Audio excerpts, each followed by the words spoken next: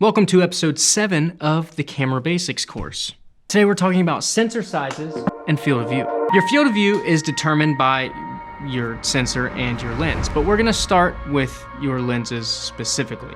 A lens is determined by a certain value of millimeters. This is the distance between the optical center of your lens and your sensor.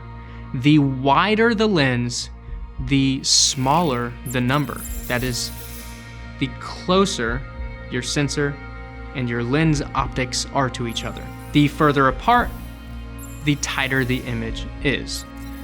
With that being said, 16 millimeters or less is known as ultra wide. This is what you'd use for your real estate videos. This is what you'd use for dramatic establishing shots. From 17 to about 35, you're at your wide angle lens. From 35 to say 45, you are at your medium wide. From 46 to about 75, you are at medium, and from 76 to 300, you are at tight or telephoto, and then 300 and above, super tight, super telephoto. Now, people look at these numbers and think the number at which is on the side of your lens is how far you can see. Let's break this down to have the basic understanding. So this is a 50 millimeter lens.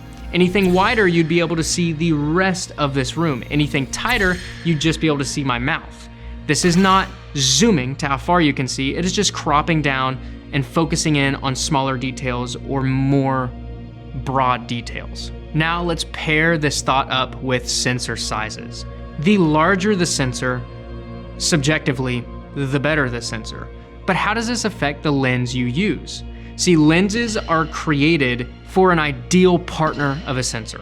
For example, a full frame lens is meant for a full frame sensor.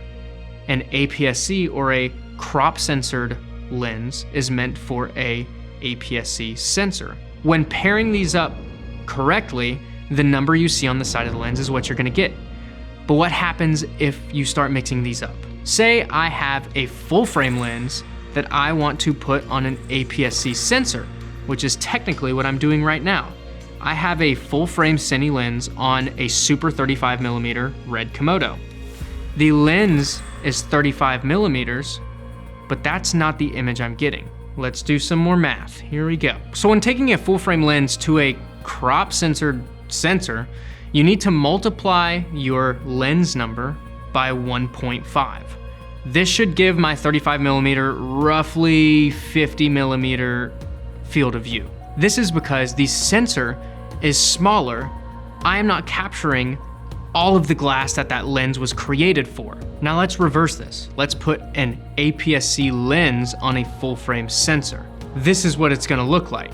You are now having a sensor that can see more than what your lens is providing. So now technically you're seeing the inside of a lens right now because the sensor is capturing more than the lens will offer.